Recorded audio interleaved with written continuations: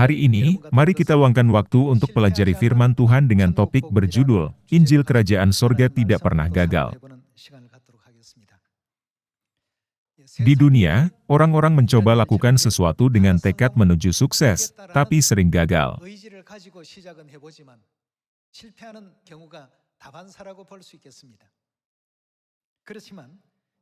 Namun, Injil Kerajaan Sorga tidak pernah gagal. Karena Tuhan membuat Injil dan mengajarkannya kepada anak-anaknya, maka tidak gagal. Alkitab membandingkan Injil dengan benih, dan di Matius pasal 13, ada perumpamaan tentang seorang penabur. Injil diumpamakan dengan benih. Pernah lihat benih apel? Hanya dengan lihat benihnya, kita tidak bisa tahu bagaimana itu akan bertumbuh. Sama halnya dengan Injil kita. Karena itu, apa yang harus lakukan untuk menghasilkan buah Injil? Kita harus menanam. Tuhan berkata, "Aku akan membuat itu berakar, aku akan membuat itu bertumbuh menjadi pohon, dan aku akan membuat ranting-rantingnya berbuah. Aku akan membuat segala prosesnya." Lalu, apa yang harus kami lakukan? Ketika kami bertanya kepada Tuhan, Tuhan menjawab, "Tanam dan siram." Dia bermaksud, kamu harus setidaknya menanam dan siramnya. Lalu, kegembiraanmu akan berlimpah-limpah saat benih itu tumbuh menjadi pohon dan berbuah. Kita tidak dapat memenuhi 100% sukses dalam segala sesuatu di dunia ini, tapi Injil Kerajaan Sorga tidak pernah gagal.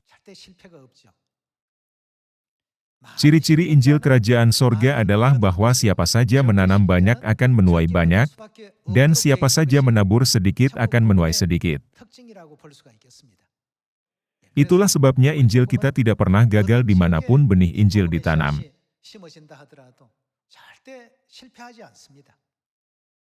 Apa pernah pergi ke Alaska, dan lihat igloo, rumah dibangun dari es? Kita tidak pernah ke Alaska.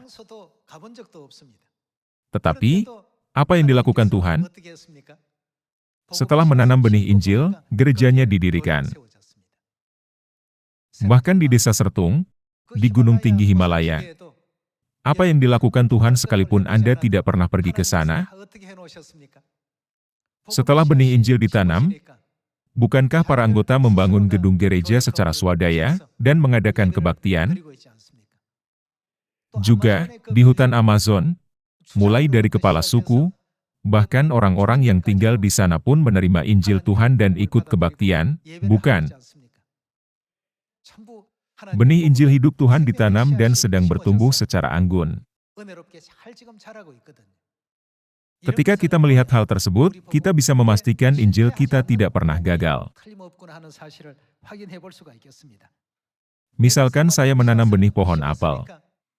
Jika tambahkan kekuatan fisik untuk menariknya ke atas agar itu bertumbuh cepat, bisakah itu bertunas, menjadi pohon, dan berbuah dalam semalam?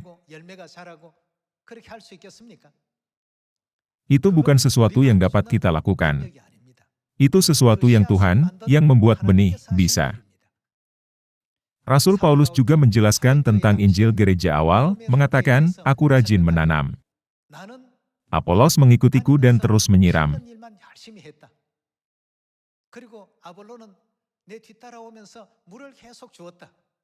Maksudnya, yang menyiram dan menanam sangat penting. Tapi jika Tuhan tidak membuat itu bertumbuh, apa maknanya menanam dan menyiram? Bukankah hal-hal tersebut kesia-siaan? Mari kita baca 1 Korintus pasal 3 ayat 6. "Aku menanam, Apolos menyiram, tetapi Allah yang memberi pertumbuhan. Karena itu yang penting bukanlah yang menanam atau yang menyiram, melainkan siapa? Melainkan Allah yang memberi pertumbuhan.